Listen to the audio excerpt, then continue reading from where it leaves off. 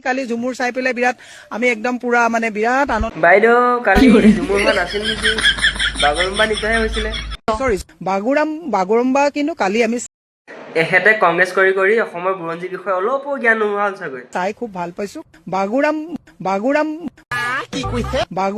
বাগুৰাম इस सज्जन को क्या तकलीफ है भाई?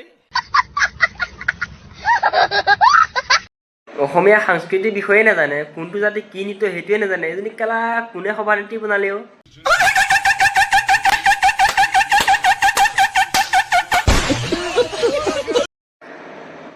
কাজিৰঙা ৰৈ ৰৈ বিনালে পাথৰ সেই বিদেশীজনক লগ পাই তাই জিভা পাক খাই গৈছে।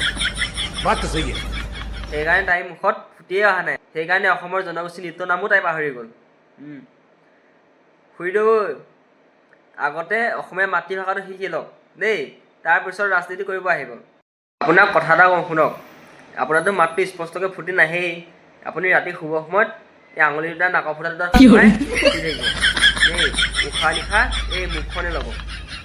আপুনি জুৰি চিৰি এনেকৈ যদি কয় আপোনাৰ স্পষ্টকৈ আপোনাৰ মাতটো খালি মুখখনেহে উশাহ ল'ব লাগিব, গম পাইছে নাই? নাকৰ ফুটা দুটা যেন আঙুলি দুটা ভৰাই থৈ দিব, ভাল হৈ যাব সোনকালে। শাস্তি হৈ গ'ল।